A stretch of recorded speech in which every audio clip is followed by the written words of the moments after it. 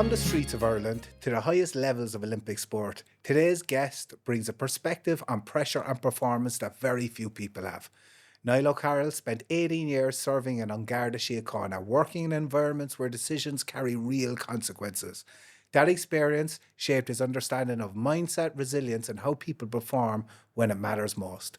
He's since taken that knowledge into elite sport, working across high-performance systems internationally, including within Olympic environments and playing key leadership roles here in Ireland.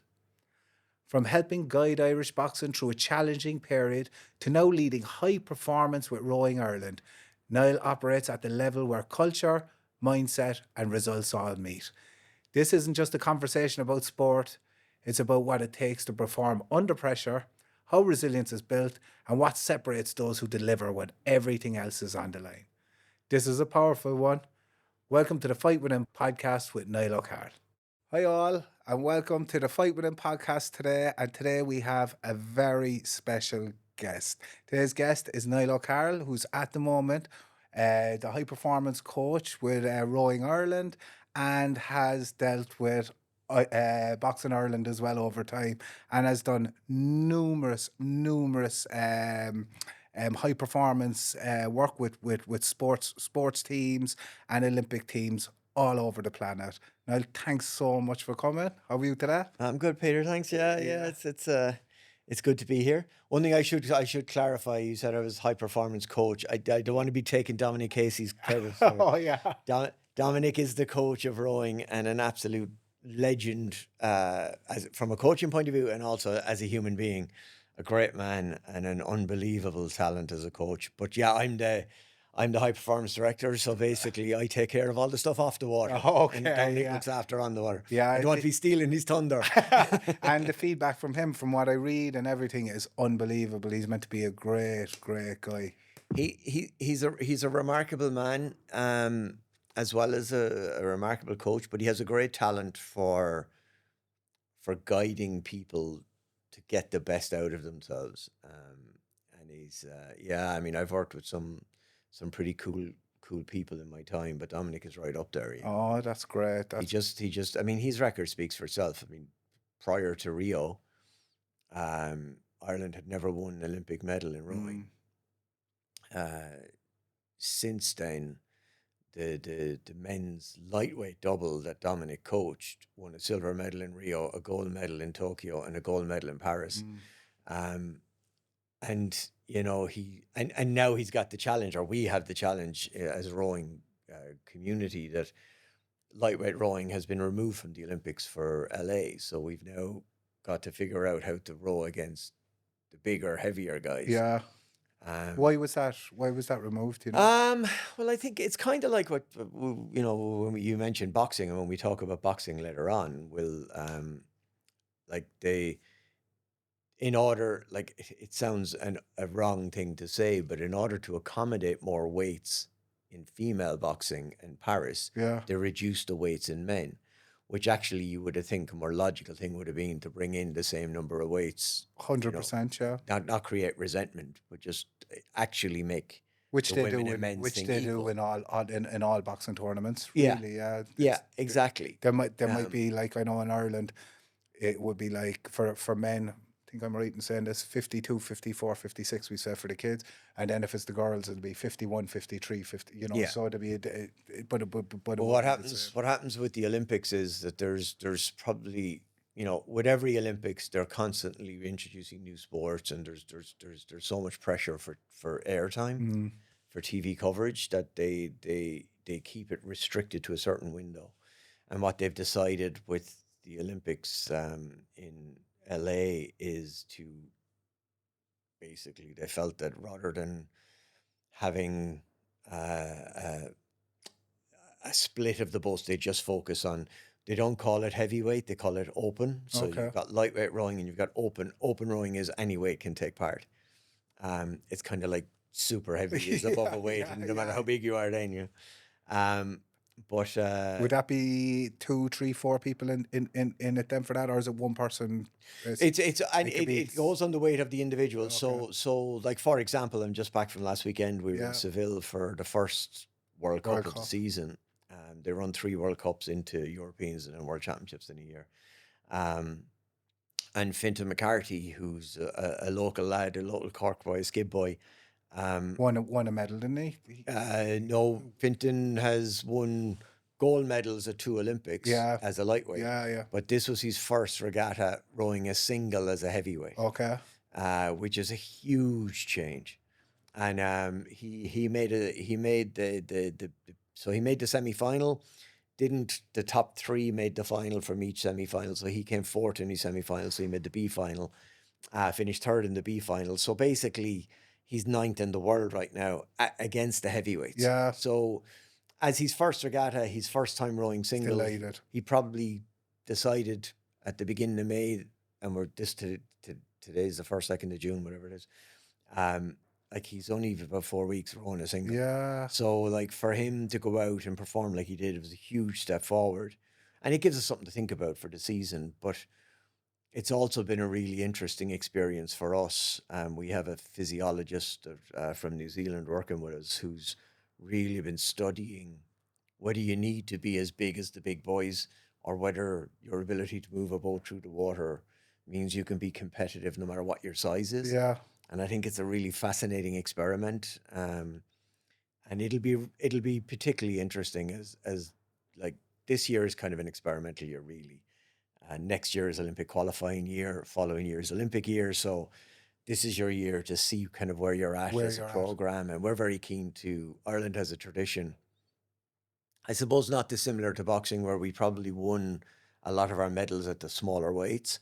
Ireland has a tradition in rowing of winning medals at the smaller boats, the singles and the doubles, and we're trying to grow the program and qualify competitive 4s and quads and things like that. And so it's a very interesting year for us. But the weekend in Seville was excellent. It was a good and I'd say it would be there's a lot of people now getting into rowing, like you, even if you're Sunday mornings coming up just coming up along River Lee, you're seeing hundreds of people out rowing, doing things.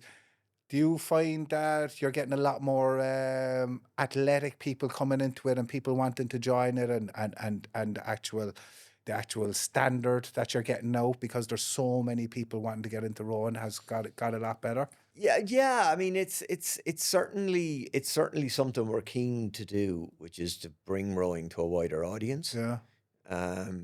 It's funny, like having worked in boxing and now working in rowing, you're probably working in 2 sports that have 2 very different demographics. Story.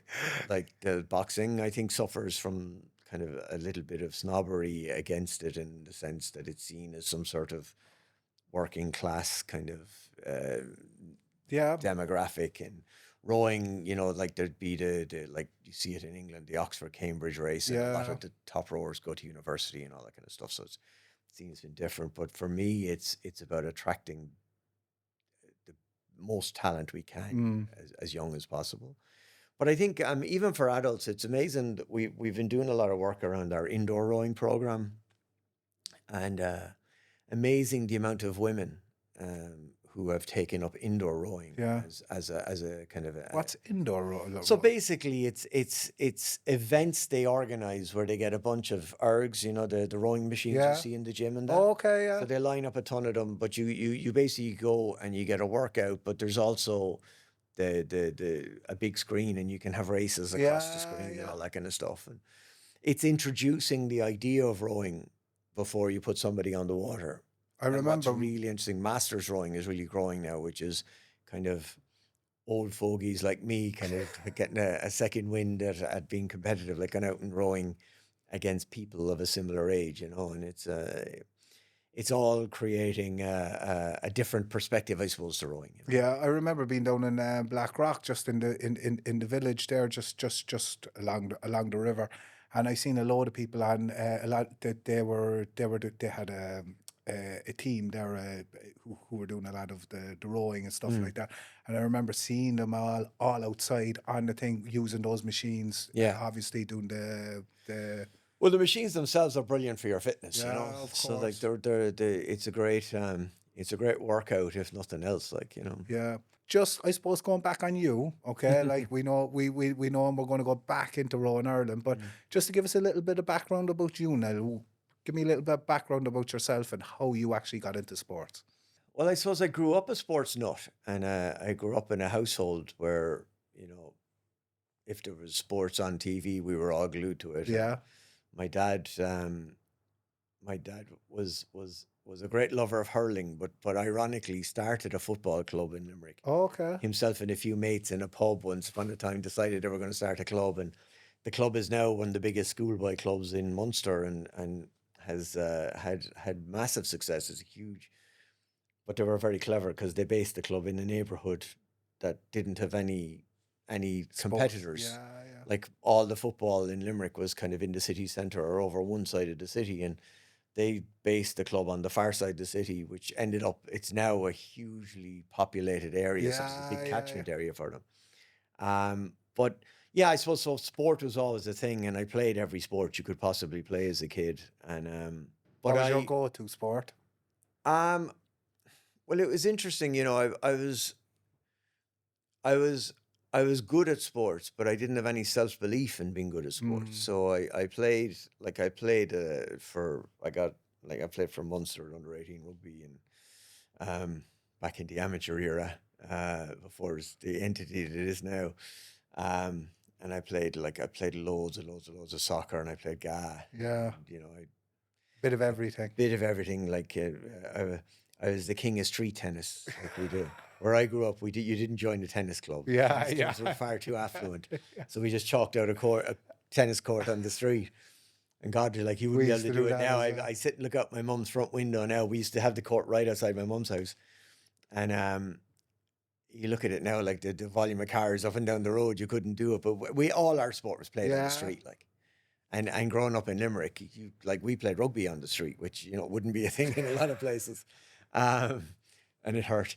Yeah, no doubt. But we yeah, no, I'd a great kind of childhood of being out, like sport was everything. But then I suppose schooling was tough, and we talked about it off air before Yeah. I came on. I didn't realize why it was tough. I always felt I was smart, and I felt like I understood every concept in class. And whenever a teacher asked a question, I wouldn't answer it because in my head I'd be going, "Nah, that's too obvious." Mm, And then I'd realize I had the right answer, and I just wouldn't. I had no confidence. yeah. But exams and the way schooling is structured didn't suit me at all, and I used to just. I don't know if it was nerves or pressure, or if it's just my brain just wasn't tuned to switch it on for that hour and regurgitate information and whatever. So Although you'd be listening to all that stuff through, wouldn't it? yeah, I mean, I would be able to sit down in a room after an exam and answer all the questions very clearly, but when it came to actually writing it down in an exam under pressure for time, I just couldn't do it. So I had no evidence through school that I was smart. Yeah. I felt like it's kind of your confidence gets battered away. So Yeah, then you kind of feel like you're actually almost being stupid for thinking you're smart, if you know what I Yeah. mean. But I used to analyze everything, and I could see the world in a way that other people didn't. And I used to really struggle with the fact that, like, people who were smarter than me theoretically because they were doing so well in exams Yeah. had no concept of what was going on in the world. And I was like, how can you be this smart and yet to me seem really not that bright? Like, so I suppose I finished school and I got through the leaving and did fine, but like nothing spectacular. I didn't even bother aiming for college. It just wasn't for me, or at least I thought. I ended up doing. I went to RTC, as they were called then, but they're like tech universities now. Okay. But you didn't need to have any. Well, you didn't need to have very many points. You could Yeah. get in like kind of fairly handy into them at the time. And I lasted a year, and it just. What was the course you did?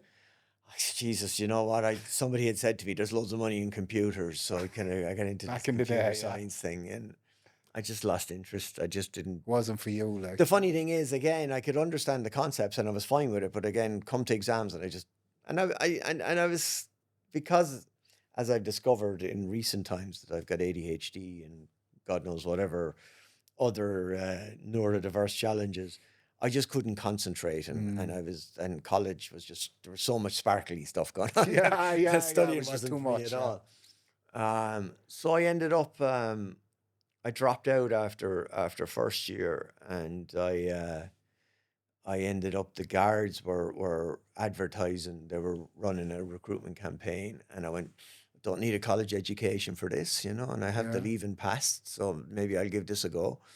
And to my amazement, I got offered a job there, and I never had any interest in being a guard. Like, it was hilarious when I walked in the door of Templemore the first day. I was meeting so many people, and it was like their dream come Oh yeah, true. it's what they it's what they were born for. And Like. I kind of found myself, I befriended a lad from Terranure in Dublin. Andrew is his name, and Andrew was completely bonkers, so probably suited me really well. Like, and basically our kind of general conversation was, what the fuck are we doing here, you know? Yeah, And we made each other a promise that we wouldn't do 10 years in the job, yeah, you know? yeah, And Andrew, in fairness, stayed true to the promise. He got out on a medical thing after about 9 years. He's a barrister in Dublin, and Oh wow. great guy. But I didn't get out after 9 years. But I never really wanted to be in it, so it was kind of like a struggle the whole time. Um, and but it was an amazing experience, and like, my best friend is still, he's just retired actually a couple of weeks ago, and I got so much from it, even though the actual work was quite difficult. I learned an awful lot about myself, and it gave me the opportunity. Like, it was because of the guards that I did a degree through the Open University. And again, not being that bright, didn't want to go to a university, didn't want to go to college, waste money, and do something that I didn't think I could do. The Open University allowed me the opportunity to take courses in chunks, and basically you do a module of a course, you get a certain amount of points, and then eventually you add all those points together and you get a Yeah, degree. yeah. And it was brilliant. It totally changed my perspective of myself, but also of learning. Do you find that some of, like, when I went down, and I of course I was looking into what you were doing, and when I looked into that just on LinkedIn even, and I seen the different roles that you were doing throughout the guards. Do you think that helped you in terms of what you're doing now and seeing a lot of those? Because I found like a lot of those roles were very interesting that you weren't in. You weren't just on the streets trying to catch drug dealers or doing whatever, or the thing. You were really in the thick of it, the thick of it. But I mean, like, in some of the roles that you were in were very interesting. Would you find that has helped you in terms of where? Yeah, it has helped me, and it's probably part of who I am. It probably was an early indicator of what I was going to do, because I was always interested in trying something different. Yeah, But I also want to do something that had an impact. yeah, I struggled with the beat, because I'm one of those people who tries to understand why things happen. yeah. So when I was seeing people getting arrested, when I was arresting people myself and involved in all sorts of conflict and whatever, I would find myself kind of at times trying to understand, well, what is it that's caused this person to Yeah. do this thing? And I don't necessarily believe in, like, this idea of good and evil. I think good people can do bad things, Yeah. and there are reasons why people can behave in certain ways, and How people are brought up, how well, people were yeah, the like, life your that they've environment had. has a huge part to do in it, but Huge. also, like, even just simple things about, like, understanding your brain and your behavior, and like, my life since I got diagnosed with ADHD, an awful lot has changed for me. I mean, I understand so much about diet and exercise and sleep and hydration and various things that I, even though I'd seen them and I knew about them, and obviously having watched athletes follow that path, I never properly understood about how that impacted your behavior. I Okay. understood how it impacted your ability to perform. But I was caught up in all of that when I was on the street, and then I started to kind of really get interested in, I suppose initially I was looking for, like, what was the handiest number I could get that kind of got me away from walking the street. Yeah, yeah, yeah. and I worked in the kind of the immigration side of things for a number of years, and that was tough Yeah. because interesting in many ways. You can have real positive impacts, but also there was kind of the piece where you see families coming from like very, Different very far areas. away, and Yeah. you see the journeys they have where they've got like they've traveled for 20 hours and they've had 2 or 3 different flights or whatever, and they land in the country and clearly illegal, clearly here for whatever reason, and then being turned around and sent back on the same flights home again. And you've got young kids having to face this, and awful, and it really makes me struggle right now in Irish society, a society that has been built on emigration, that we have this movement and this noise around immigration, like immigrants are the cause of all our problems. Like if you look around the world, you'll always find someone Irish. You'll always find some, like when I was young, I was 19, I moved to Boston for 2 years. I came back, I lasted a week here. I think I moved to Spain. Then I came back, I was here for a year. I went to Australia. Like Irish people have always gone around. So Well, again, our nation is built on immigration, like, and we've had an imprint. You go to any city in the world on a Tuesday night when things are quiet, go and find an Irish pub. There'll be somebody in there. We've impacted the world. Yeah. Like, I mean, even like when you look at US and they talk about presidential elections and that, the Irish vote is hugely influential. And, but also the knock-on effect is like, if you don't have immigrants in this country, you don't have a health service. You don't have a hotel industry. You don't have restaurant industry. And that's just talking about, the like a small aspect of the impact that immigrants have. And people keep talking like you see all these marches and all this nonsense on the street, and it's like it's talking about illegal immigration. But then if someone loses their home because of a war, they're not illegally entering your country. They're here as an asylum seeker. And an asylum make seeker, a life for themselves. an asylum seeker is legally here. Yeah. And they're not allowed work. So they're being criticized then for not, earning money or paying. 100%. Yeah. But you can't under the asylum seeker rules. So anyway, the whole immigration thing was fascinating for you, yeah, but difficult. And then I wandered into various roles. By far the most difficult was the computer crime side of things, which it's huge now. At the time, we were kind of setting up a unit that doing something that hadn't been done before. We were trying to use open source, so basically not going out and buying all the licensed machines and the licensed software, but actually using stuff that was freely available to see could we create something. What's going on in And that was fascinating, but it was difficult because an awful lot of the focus of the computer crime unit at the time would have been, say, child pornography and stuff. And actually, it's there's a brilliant guy, a guy that I trained with, who ended up working in Europol. He was based in France, and he's now retired from the guards, but he's CEO of a charity that is around child protection, and that I can't think of the name of it.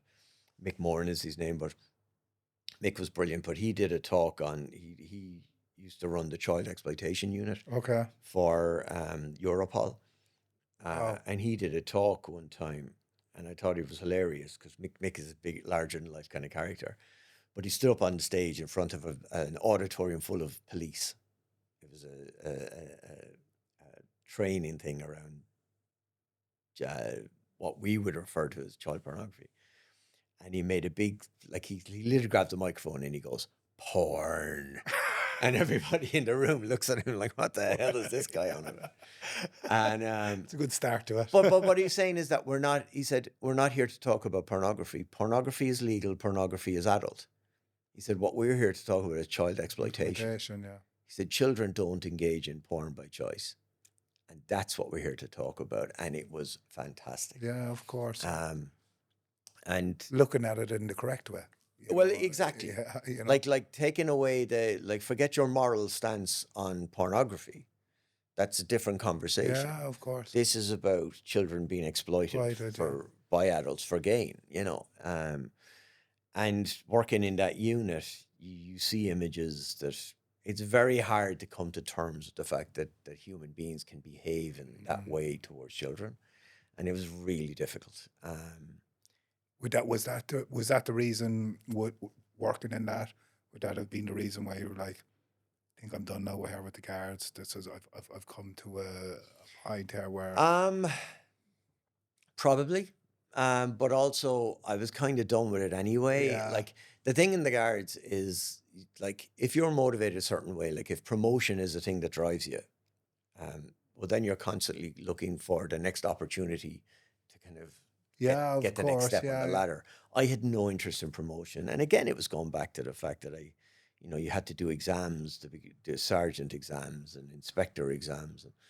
And I didn't think I was particularly good at exams, so I didn't want to do it. And then when I did the degree, I just found that my interest was in impacting the world, and I didn't see that in the guards. yeah. I saw the kind of promotion ladder as being about, doing what you're told and kissing ass, Just to get a few bobs, just to just to get get the extra few and bobs. every conversation in the guards was about the pension. Yeah. Everybody was surviving to the pension, Yeah, and I just kind of felt like why are we just ticking off our lives, like, and it really hit home for me when I came home from Canada. And I'm jumping ahead a little, but yeah. I'll go back. But I came home from Canada to like when my dad was very ill, and I was very fortunate to get to spend a lot of time with him before he died. Right. And we had a lot of conversations around what matters in life. And for me, what matters in life are the experiences you have. Like when it comes to that final day, the Trumps of this world and the billionaires of this world who are all about gathering stuff, and it's like get as much as you can and make as much money as you can, and at some point, like when do you have enough? Have enough, yeah, exactly. And what's the motivation? And for me, like the bottom line is you can't take, like, it is a cliche, you can't take it with you when you go. John Henley has a great line from a song in his solo career that was you spend your whole life just piling it up there. You got stacks and stacks and stacks. Then Gabriel comes and he taps you on the shoulder, and you don't see no hearses with luggage racks. True story. Which I love. Such a true story. But like, what is the thing that's going to make you happy? Yeah. Like the thing that you will draw satisfaction from, if you're fortunate enough to have that deathbed moment at the end of your days. The things that you draw satisfaction are from your family and from your experiences, and that is so true. Like as you know, with me, and I've stage 4 cancer, and I'm looking at the moment. I keep saying to myself, I'm the 1%er here. I'm going to be over 10 years. But when I do look at it and say, look, there is days that I'm just having a bad day, and I'm looking at it like it is very important to me. Like my whole life has changed since the day I've been told this. The importance in my life has completely changed. What was important to me on the 4th of June is not important to me anymore after the 5th of June. The only thing that's important to me now is my family. Yeah. And my friends, of course. Like, like Holly, my daughter, like she's everything to me, and like that's all I think. So like the difference that things change when you do find out that, maybe down the road something's going to happen. I know we're all going to pass, but if you feel like you're going to go earlier than everyone else, your whole mindset changes, and how you think about things, and how you deal with stuff, And what you're doing right now is something that has an impact on people's lives. Yeah. Because hopefully people, and I don't know if people listening to me will get anything from it, but listening to you and understanding your perspective and the fact that you're doing this, you're getting a message out to the world that, it's there's a phrase I use in my work. It's attributed to Epictetus, but it's not. It says it's not the event, but your opinion of it that causes suffering. And I said it on stage one time at an event in America, and I got absolutely attacked by a woman who was hysterically screaming at me, "How dare I?" And How dare you? Yeah, and I couldn't understand what her issue was. And they were trying to usher her out of the auditorium, and I said, "No, give her a microphone, let her explain," like because I felt I needed to explain to her. So anyway, it turns out that her mother had passed away, and this was her first time coming out since her mom had passed away, and she was devastated. And she was coming out to get away from it all, and she felt like I was belittling her pain. And I said, look, the only thing I could say to her was obviously offer my condolences. But I said, look, the issue what I'm saying isn't that the event doesn't matter. What I'm saying is how this event impacts on the rest of your life is defined by how you frame it in your brain. Mm.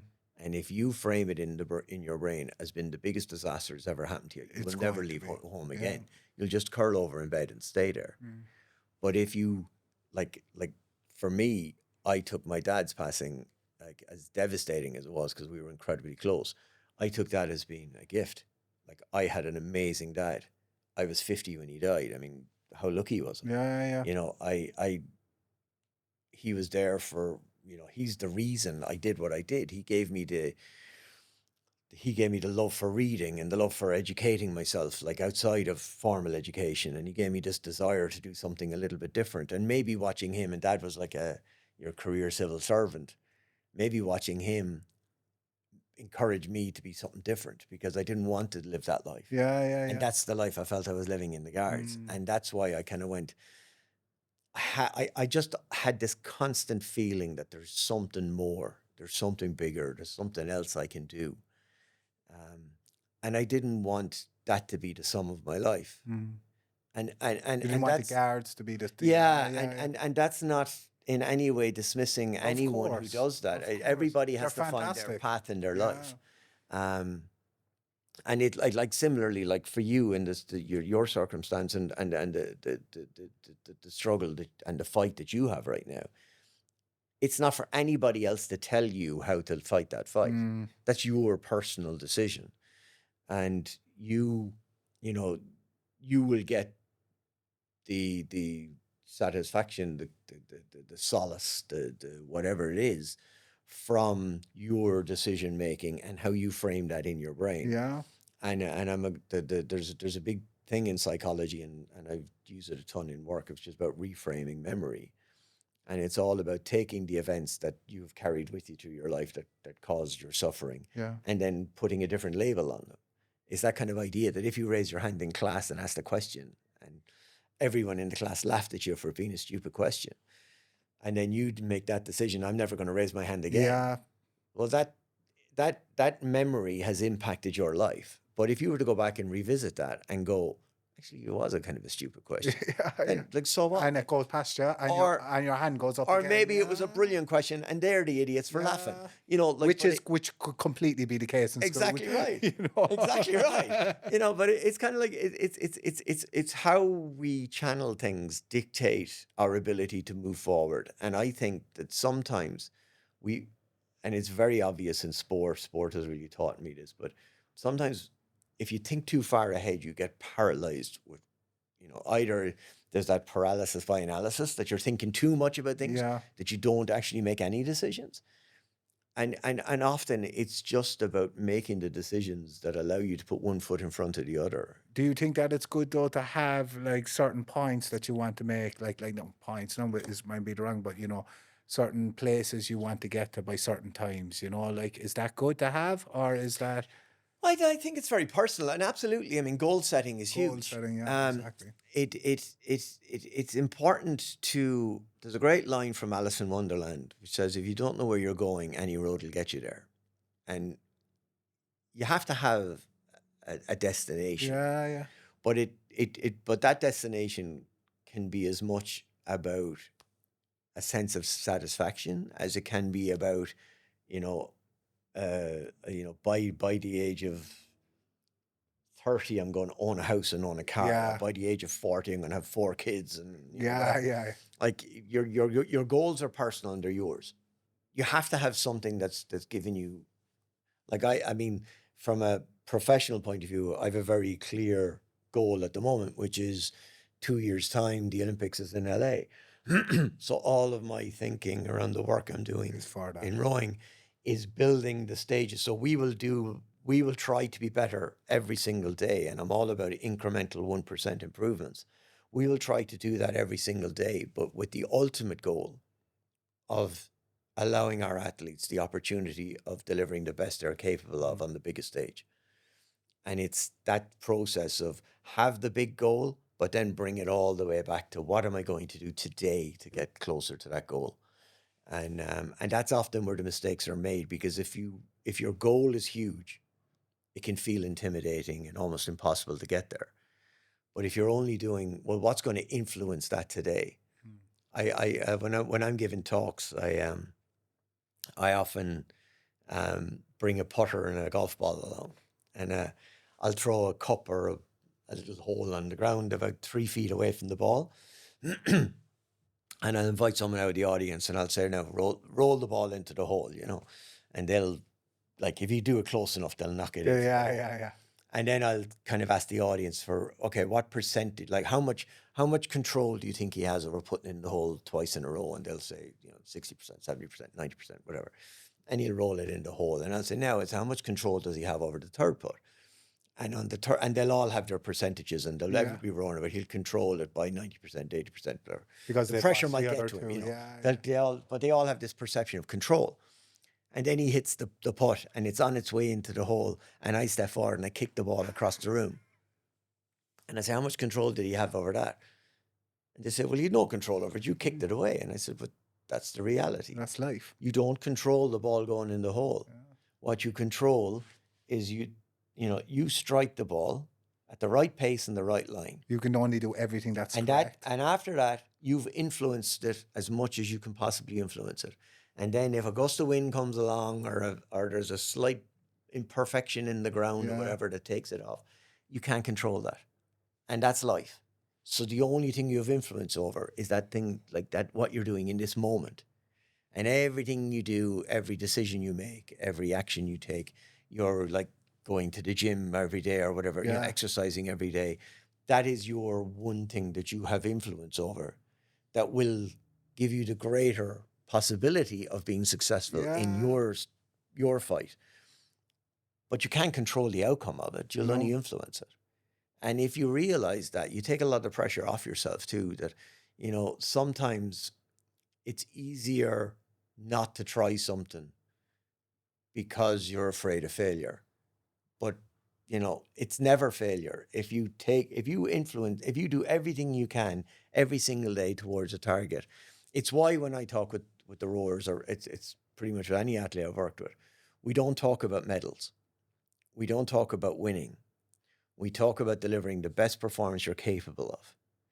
And the satisfaction comes from that. I got the exact same from Jerry Hussey when we had Jerry Hussey on, and he spoke about the Cork team, and he that was what he was going back to the Cork team saying, like, guys, you've lost two Irish fans. Who cares? What have you done? You played brilliant. You've done brilliant. Don't be worried about it. Don't be and I can definitely see it with the Cork team this year, like that they've even when they've gone behind, I've seen them go behind in the past and just rethink, but I can see them that they're pushing on forward and they're going forward and they're doing really well. And I'd imagine a lot of that would be for the sessions that they've had in terms of their mindset in with the games and stuff, So you were with the Garda for 19 years, am I right? More or less, 19 years. It's incredible to think now. Yeah, feels like a different person, a different time, a lifetime ago. You ended up then finishing up with the Guards. You went straight out to Canada from there, was it? Yeah. So I So how did that happen? What brought you over? It's a very Irish story, actually. I read a book in part of my study. I read a book by a professor in Canada called Terry Orlick. Yeah. And Terry was one of the groundbreakers in bringing psychology into sport. He was one of the first people to do it. And he worked with pretty much all the Canadian Olympians and all the professional teams in Canada. An amazing man. But I read this book. His book is called The Pursuit of Excellence. And it was fascinating, and so much of what he wrote about resonated with me. Yeah. And I sent him, it mentioned in the book that he was the head of a department in the University of Ottawa. So I sent an email to the University of Ottawa for his attention. And at the time, I was really fascinated I'd read some research about how between Olympic cycles, 6 to 7 athletes who competed at one Olympics had taken their own lives by the next Wow. Olympics. And I found it shocking, and the percentage of athletes who reported suffering from depression, um, which, Would you is know, did that happen long after the Olympics? Like, would a lot of these the reasoning be the Olympics? quite often there's a massive low after the high. Um, for some of them, it's, failure to achieve. For some of them, it's a complete loss of purpose because they know they're not going to make it to another cycle. For some of them, it's what an athlete goes through to go to an Olympics is remarkable and incredibly tough. I mean, the commitment I see, like these rowers, like the training they do is unbelievable. They're physical specimens, but they put themselves mentally and physically through hell. And in Ireland, especially because of the weather, Weather, yeah, of like course. freezing cold, pouring rain, they're out there, they're driving themselves on, and they like for our athletes, the end of last season was the World Championships in Shanghai in September. So they trained from the end of September through to last weekend was the first regatta of the season. They'll have 3 more regattas, the third one being the World Championships, and then their season's over. And then they'll go back into 6-7 months of winter misery training before they get to race again. And that takes a huge toll, but it also requires enormous resilience. I find that the same as well with boxing, just with the younger kids. Like if they're like, you have kids in the club, some people are nearly guaranteed to go to the All Irelands all the time. Some people will only make it up as far as Munster. Some people will only do the counties, and that's okay.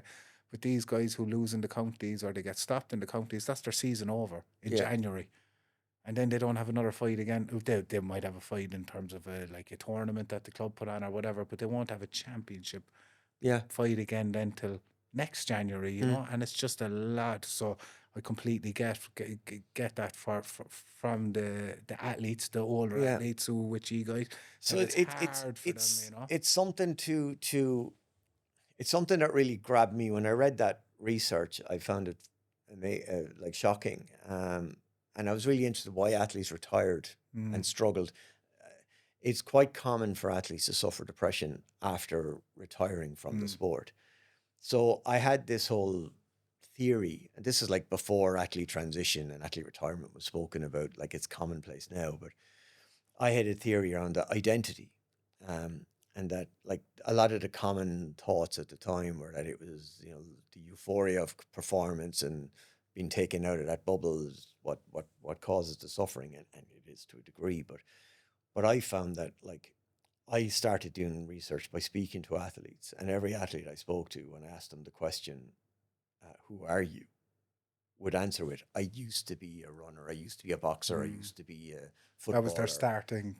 So their identity was what they used to do.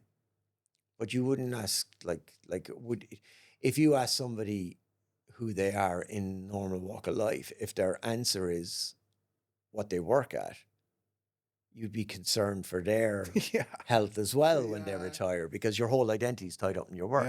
And it's why some people would retire from a place after working there for 30 years and then come back to the office every day after they're retired. And it's a really sad thing that, people see. So I was fascinated. I sent that email to Terry, and I was amazed. About 4 weeks later, he responded.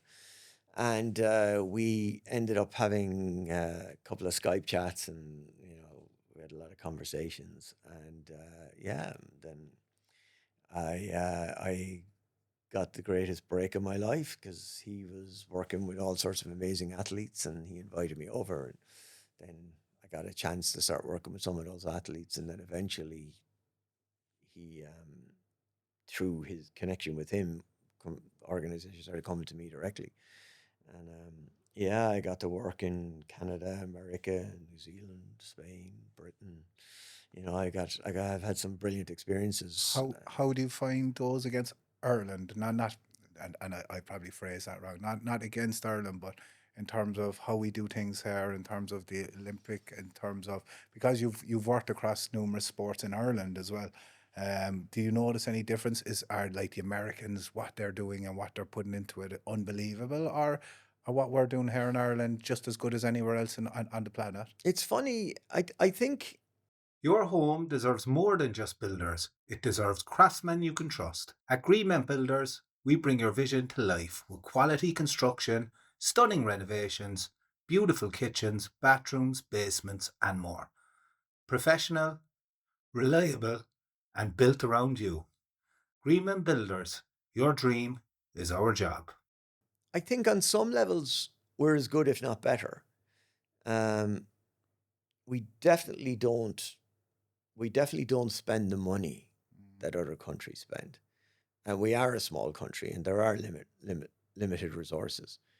But I found myself in the Oireachtas at a hearing recently where I had a member, an elected member of our um, Dáil shouting at me about our responsibility, and we're getting this astronomical sum of money, and our funding is 1.1 million, and we're incredibly grateful for Yeah, it. yeah, of And course. we have there's absolute. I mean, I think Sport Ireland are doing a good job with the resources they have. But what the politicians don't realise is that yes, we have invested more money into sport in Ireland now than we ever have before, and it's definitely the right direction to go. We're competing against nations like Britain who are investing 24 million, Yeah, yeah, yeah, and of course. we're competing against the New Zealanders and the Dutch and the Romanians, who are all massive rowing nations, who are all spending money. So like we're in a constant struggle, and the same with boxing, and the same with all the Yeah, Irish because I sports. think the boxing was very close to that as well. It's I think it it's was very similar. 1.3 or something like that. I Yeah, think the very boxing got. similar. And the challenge we have in rowing is we have to pay to ship boats. So basically, the boats that we raced in Seville had to be loaded up onto trailers and trucks after on Sunday after the racing finished. And then they get shipped off. Some come home, some go on to Lucerne, where the next World Cup will be. Yeah, Like we shipped boats to Shanghai for the World Championships, and they came home like 3-4 months later. So there's a huge expense, and there's yeah, a of huge course. logistical challenge in that. But the Thought I think the um, Americans take their sport very seriously, but equally it's kind of bizarre because I think the tech, generally speaking, we're about 5 years behind what happens in North America in developments of technology yeah, and yeah, all okay. that kind of stuff. But I also feel that Canada probably through people like Terry embrace psychology probably quicker than Then they the did in Americans, America. yeah. The general view is like, we get it, psychology matters, but where's the evidence it works? And the problem you have when you're measuring output is, if you're measuring the output of, say, strength and conditioning, you can measure the growth of muscles, Yeah, yeah, you yeah. can measure lung capacity, you can measure endurance. But when you're trying to measure psychological impact, it's generally anecdotal. It's an Yeah, athlete saying, "Oh, I had a chat with Niall, and now my brain is here, and now I'm able to do this." yeah. But people would say, "Yeah, but because of that, you're training harder, and or you're listening to the technical stuff more." So they're saying that that's why you're doing better. It's not because of your psychology. So I suppose it goes back to the dawn of psychology and the fact that it's always been seen as, if you've got a psychological challenge, then it's seen as a weakness. Mm. Whereas if you've got a muscle injury or you've got a stomach bug, that's an ailment that you need to treat to make better. But psychologically, if like the whole term of choking, Yeah, if an athlete seems to have choked, they're weak, they're broken, they're to throw them on the scrap yeah. heap. But actually, like, choking is just like distraction and nerves getting the better of you in an And can occasion, happen. and that can be fixed every bit the same as a hamstring Mm. problem, or like I said, a stomach bug or food poisoning, or Yeah, whatever the case may be. I mean, there's so many things can get in the way of yeah. performance. I'm taking you off on all sorts of tangents there. But yeah. So anyway, the move to Canada opened up all those doors, and it was like, working with Terry was fascinating because I had so many questions about how the human brain works and why we all behave differently and think differently. And what I got with the opportunity with Terry was that he put me sitting in front of teams and athletes at the highest level of sport. And for the first time in my life, I spoke to a group and they were like hanging on my every word. And I left the room going, Jesus, people actually want to hear what I have to say, which was Fantastic. genuinely eye-opening, shocking for me. And it's kind of developed from there. So over the last, I suppose, 15 years, the psychology working directly with athletes was fascinating. But then I kind of realized that over a period of time, and it's to your point about when you asked me about how Ireland was with sport, I think where Ireland is on the learning curve and getting better with sport is in the leadership. Yeah. The structure, the strategy, the transparency, the governance kind of side of things. We don't always appreciate what's involved in bringing people on a journey. And you see it even in the corporate world. And it's something I've seen since I've come home is the lack of a willingness to give people honest feedback. Yeah. It's something I've introduced into rowing since I've come in, is we rewrote the whole selection process. But every conversation on selection, we have open and transparent conversations with every athlete, and they understand. They may or may not agree with the decision, but they have absolute clarity as to why the decision was made. Yeah. And I feel that that's the least we can do for these amazing kids who are given their everything in the pursuit of excellence. But we don't do that in the corporate world. And there's a great guy, a guy I worked with for years in the past.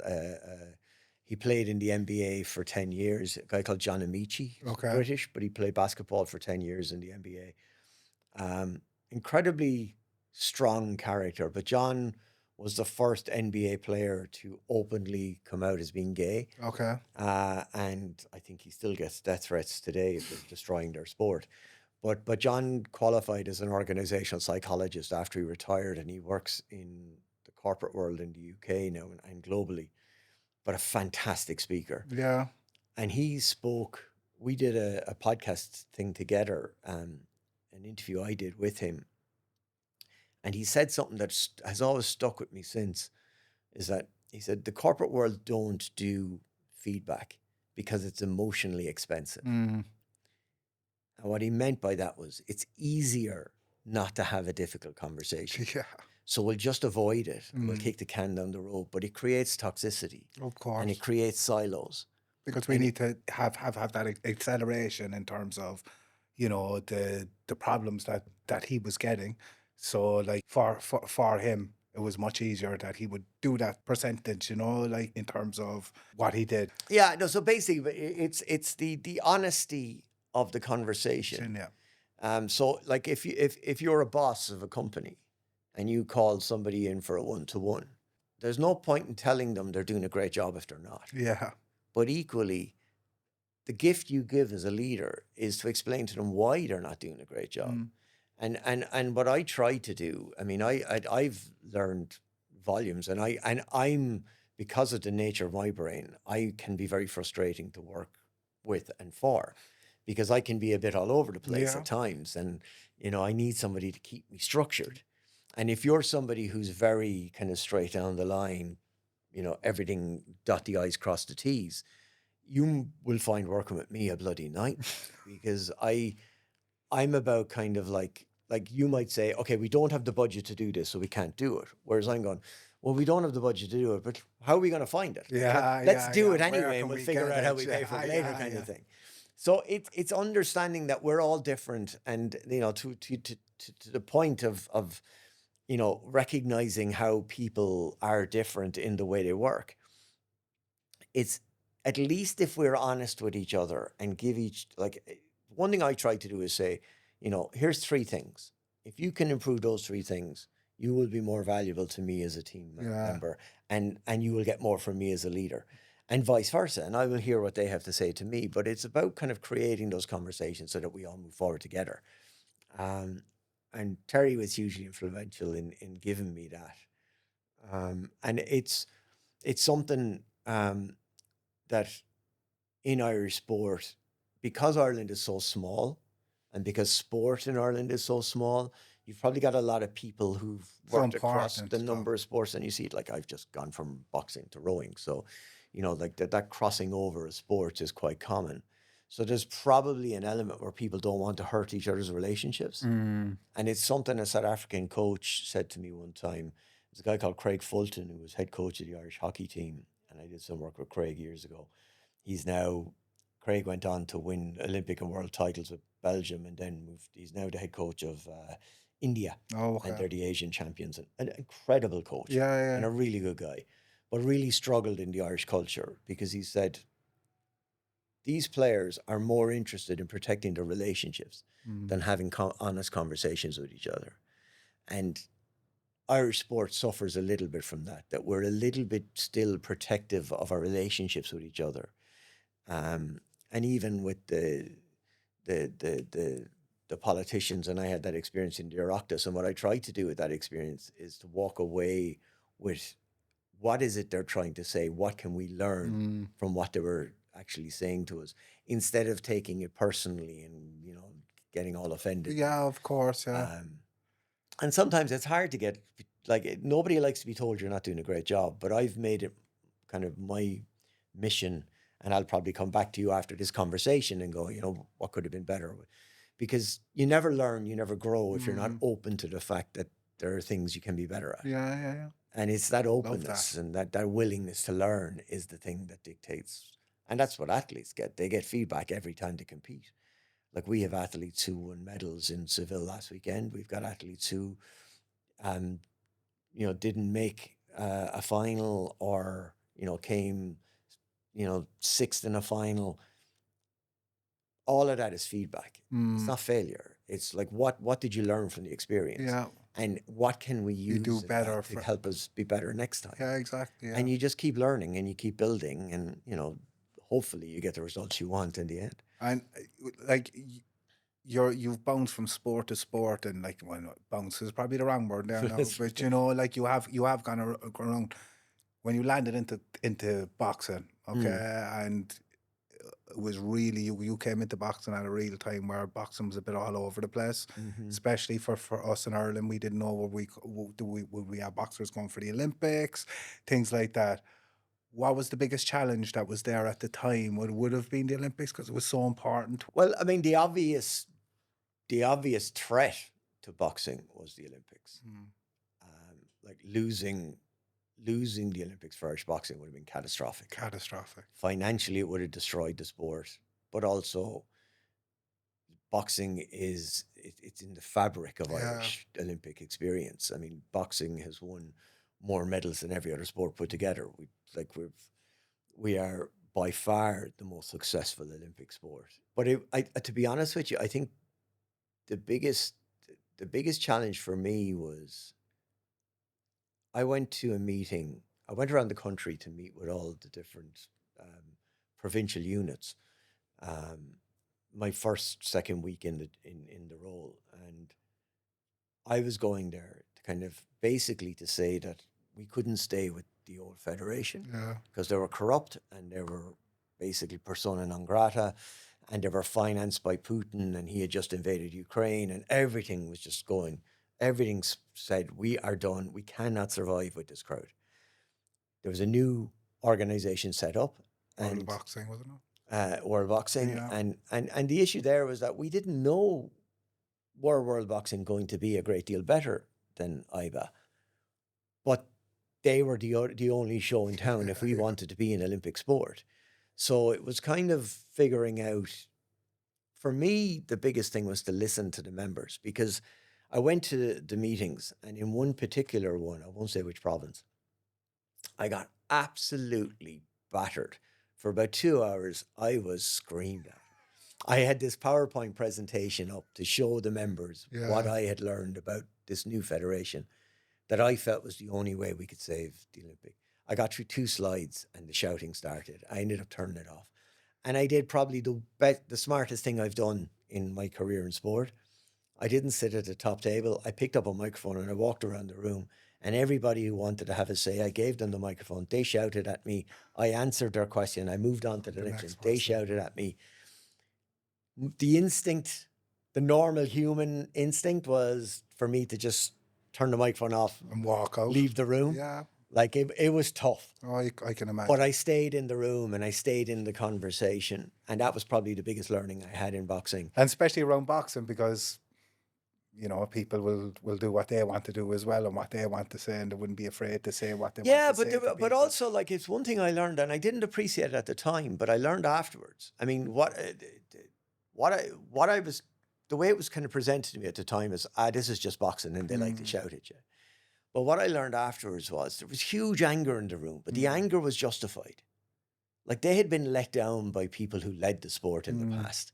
There was all sorts of cozy little arrangements, and people in charge would do, like, if you were in with the person who had the power, you got everything you wanted. Yeah. And if you weren't, you got nothing. Yeah.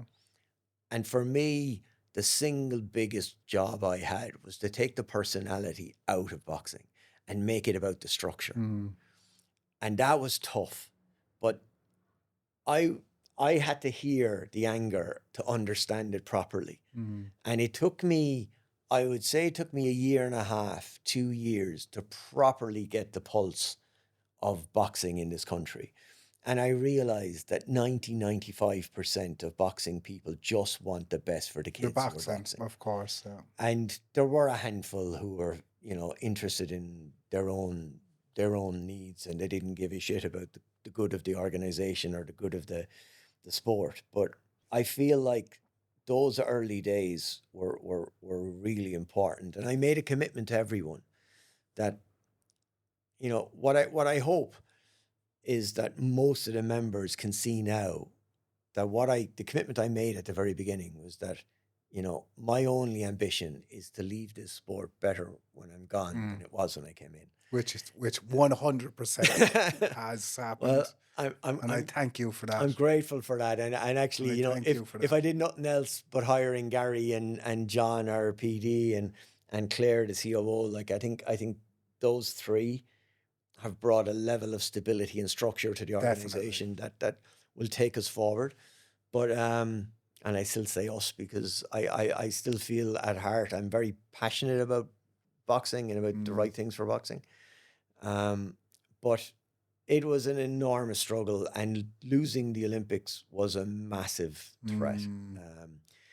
And I had an awful lot of pressure politically. Like, there was a lot of pressure coming on, of course, from the department, from the OFI, from Sport Ireland, that you know, we can't have boxing not in the Olympics. But instead of just saying, right, we're going to sign up to this crowd and be damned and go, and then probably lose all the membership, I said the only way that it is of benefit to boxing and to Irish sport is if the members come of their own free will. Yeah. So it took us the guts of 3 years to get it done. But the fact is that, you know, when the vote happened to finally go, it was virtually unanimous. Yeah, it was. Yeah. And I think people are now seeing the value of it. 100%. And that was, I would see the value of it. Just even with the way things are structured now, in terms of even the tournaments that World Boxing is putting on, and the way they do things, much better than the previous way it was. And I can see that already within the first year. And, you know, like, I mean, the big thing for me was always that, like, I couldn't say that World Boxing were going to be the answer to all our problems, and they were going to cure all of the corruption and all of the dodgy decisions of the past. And there will still be decisions in boxing that we don't agree with watching fights. But my ambition was that we get to a point where if a decision is bad, it's bad because the judges around the ring made a bad call, and not because somebody decided 2 days before in a room where an envelope changed hands. Yeah. And that happened, I mean, at the Rio Olympics. The team manager of the Irish team was told 2 days before a fight that they were going to lose the fight. That the fix was in. Yeah. And was told by a preeminent person involved in Irish sport at the time, when they cornered them to tell them that the fight was fixed, that they shouldn't meddle in affairs they don't understand. So Wow. that's the level that was going on at that time. So we're in a very different world now. Yeah. So look, are we going to watch fights? Are we going to watch the next Olympics, and go, our boxer should have won? Probably. Is there a perfect scoring system for boxing? I don't think we There found it isn't, yet, but no. hopefully we'll get there. And maybe AI is the answer. And there's all sorts of things like gum shields that record impact, and all sorts of Yeah. different ways they're looking at to improve scoring. But at least the kids can get into the ring feeling like they've got a fair chance. And the one thing I will say, in fairness to world boxing, and I've made the point so often to Boris, when he was president, and Boris is still very influential there. They are, if judges are repeatedly bad at tournaments, they are sending them home. Yeah. And they're not using them again. So they are trying to improve Do it. better all the time. And I said, well, we all have to remember that all of the judges that are currently judging are all trained under the old system. Yeah. So there's different standards. And there's also, I think there's a challenge with the geopolitical kind of situation where, a European judge might judge an Asian fight, a boxer, differently to an Asian judge. Yeah. But then you have this gray area of a whole region that's kind of Asia and Europe, and until we get to the point where we're actually judging boxers based on what they're doing in the ring, Will that ever happen, though? I don't think that will ever happen. You'd like to think so. You'd like to think so. You'd like to think so. But it's been like this for years upon years. I mean, I tell you, the biggest threat is if we don't get young people involved in RNJing, in refereeing and judging. Like, you see it in the stadium, and the lads like give up their time, and they do the best work they can, but they've all been there for years. And I don't believe there's corruption in judging. But I think people will probably build up biases over time. 100%. Are unconscious, maybe.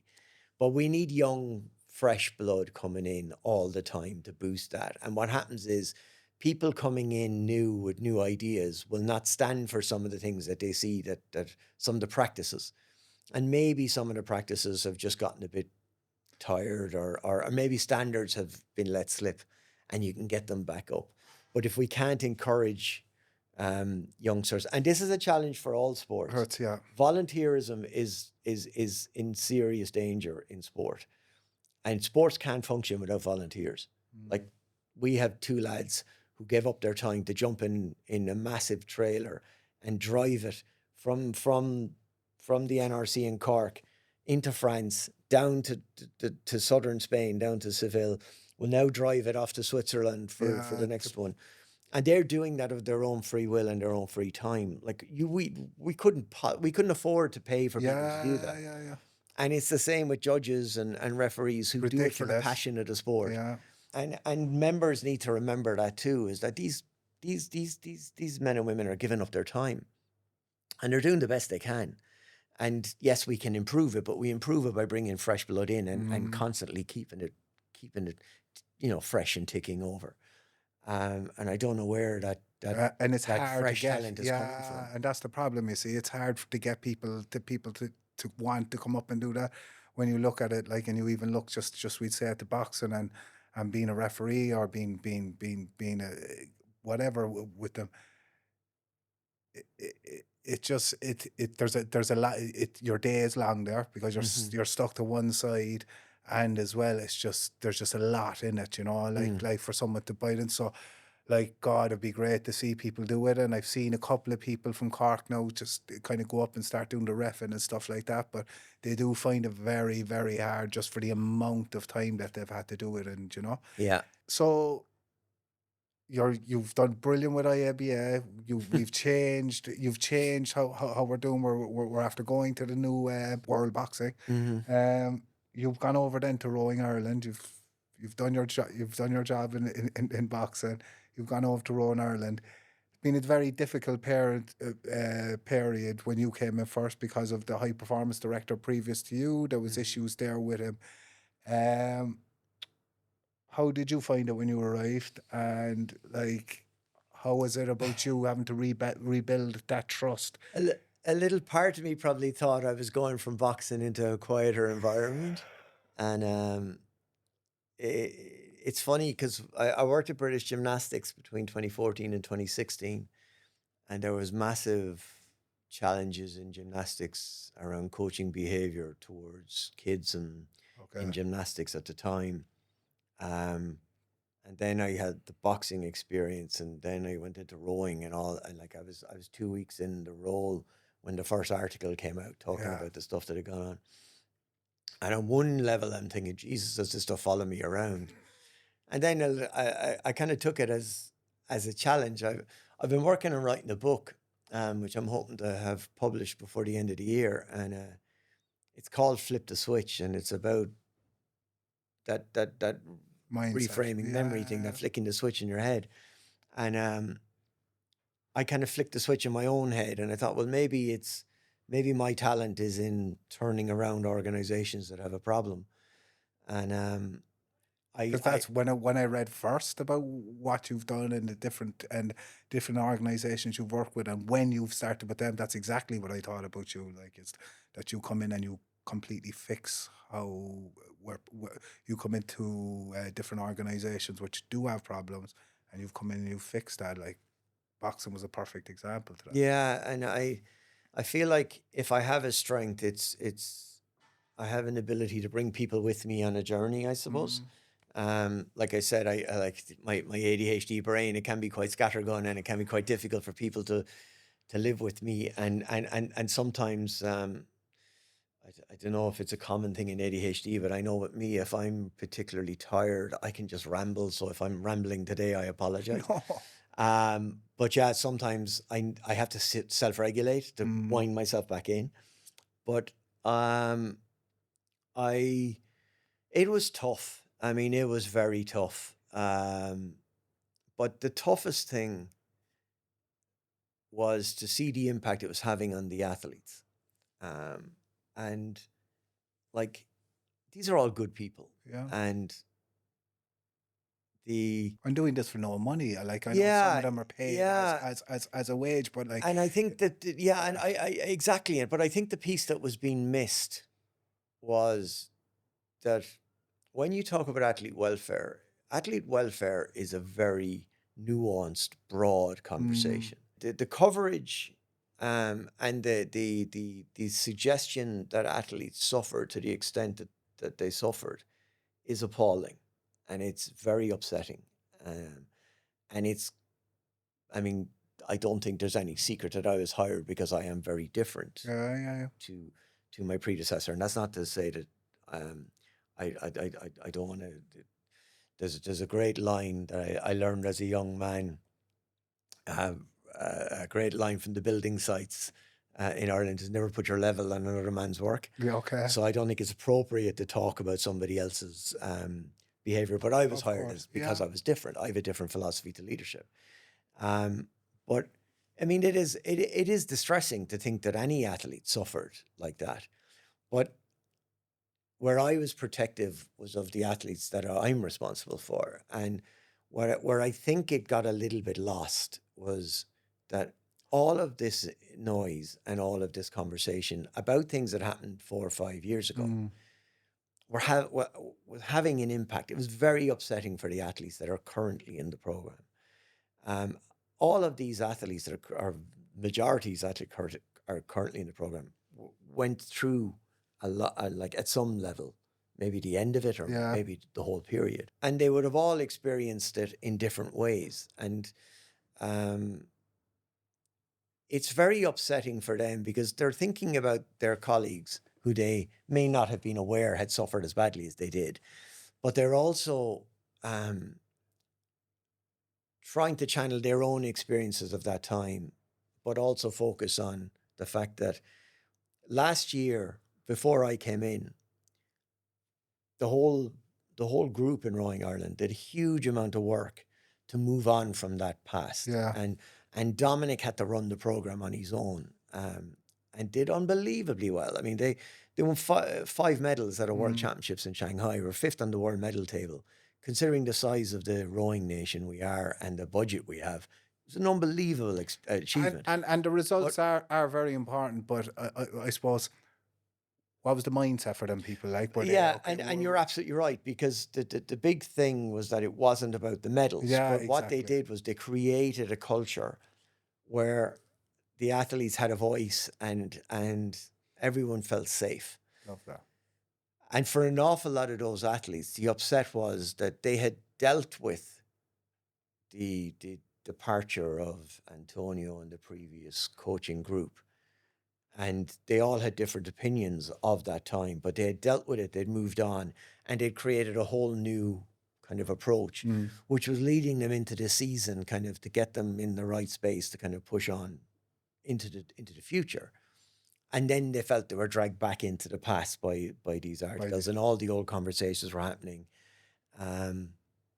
There was 2 of the athletes who gave interviews were still in the program, which meant then there was kind of a little bit of, some of the athletes kind of saying, we should deal with things ourselves and not be speaking about it publicly, and why are we bringing this back up? And I had a team meeting with the group where I made it very clear that no athlete is responsible for the Oireachtas hearing or the articles.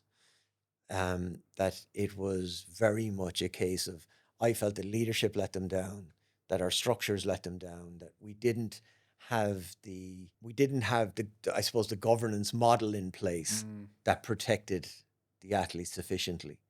For whatever perspective they had on what happened, we didn't have the governance model in place. And that was kind of my commitment to them, is that this is what we're going to do, and we're going to have transparency of selection, and we're going to have open conversations, and we have a psychologist in place, and we have an encouragement to come forward and talk to. I've even introduced a new way of raising concerns. We have an athlete welfare officer that we've appointed, which is kind of the first of their kind really in sport, in that I appointed them, but I appointed them outside of the performance team, so they're completely separate. So if an athlete wants to raise a complaint about what's going on in the performance department, they go to them, and they will then liaise with Much better. the Because it Federation gives of them Irish Sport. they get a lot more comfortable for doing that then. But it also for me is like, it's like my attempt to show transparency, and that I'm comfortable to stand over how I behave and how our team act. I believe that we have a group who treat the athletes with respect and are acting in the athletes' best interest. And if any of the athletes feel they're not being treated correctly, they have the right to go and raise it externally, and it to be decided on, without them feeling like, oh, this is going to impact on your ability to be selected. And the selection then comes back down to what you're doing on the water, rather than anything to do with, of course, personalities. And that's and that's fantastic, because it's giving that back to the people to all the people who are rowing and doing all that work out there. This conversation has been unbelievable. I like your background, everything you've done has just been so good. Just my last question for you, in terms of everything you've done, in terms of whether that be working with the Gardaí, whether any of the stuff you've done out in USA, New Zealand, Canada, or the stuff you've done in Ireland, what's the biggest impact you've had, and who has given you an impact as well, like in terms of? Wow, there's a question. I think I would say the biggest impact I've had. I got asked this question for many years. What's your biggest achievement? And I used to kind of talk about the work I did.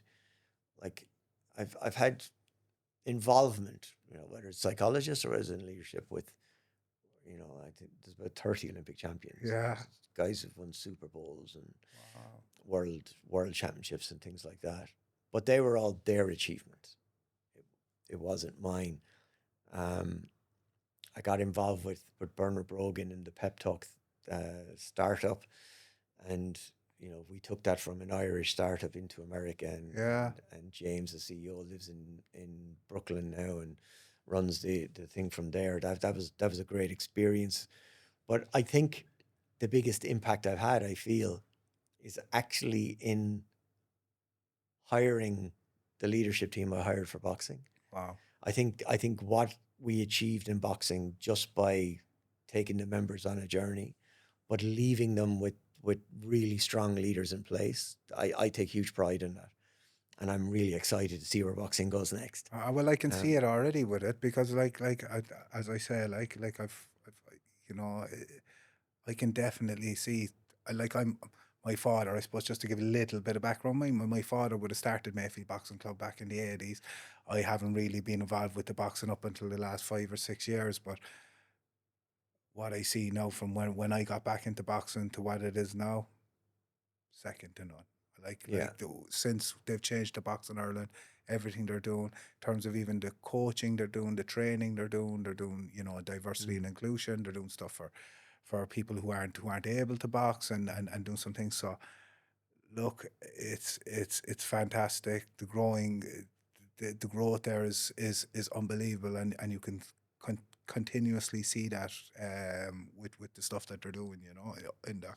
And I think there's work to be done too. I mean, the next step for me, and what I encourage Gary, and Gary is very much keen on this, is to generate a stream of revenue that supports the clubs. One of the biggest challenges we had, and it's something that I feel we didn't do well enough, was creating a perception within the clubs of the value of being a member of Boxing Ireland. And there has to be, like, for so many clubs, the biggest challenge they face is turning the lights on. Yeah.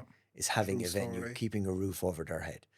And for me, the next step as we develop, the first step was to improve the image of boxing, to create the new brand, to do the new social media and all those things that tell the story of boxing in a different way, to talk about how boxing keeps kids off the streets, keeps kids out of drugs, but also like the discipline and the close-knit community that they're in boxing and the impact on society. I think it's huge. You tell those stories, you generate the revenue, you generate the sponsors. But then the next step then is to ensure that revenue gets to the clubs. And one of the things that Gary will be doing, I don't know if he's announced it yet, but it's introducing into the provinces a member of staff for the provinces who will work with the local authorities in generating revenue, in helping the clubs to fill out grant applications and all those things that just bring some money into the organisation so that the members can clearly see that there's a value in being a member of this organisation and that it's not that the governing body are completely disconnected to the sport, but that the governing body are actually driving the benefit to all of the sport, Yeah, so it's like, and I was actually only at a meeting last week, and that was brought up about there. So he's definitely taken in, in terms of Gary. He's just doing brilliant in the sport, and a really easy guy to work with. And like, it was even when I was up at the Buy 1, 2s and 3s, and there was Gary in the shop working. Like he will just do anything to try and improve the boxing. So yeah, look. Thanks so much for coming in. Niall. This conversation was fantastic. Really, really appreciated it. And love to see what you're going to do with Rowan Ireland and keep continuing on getting medals as you always do. Well, we've had a good start. We have a good start. We'll make no predictions. Thanks again. Thanks so much for Thanks coming a million, Peter. All right. Appreciate it. Thanks, buddy.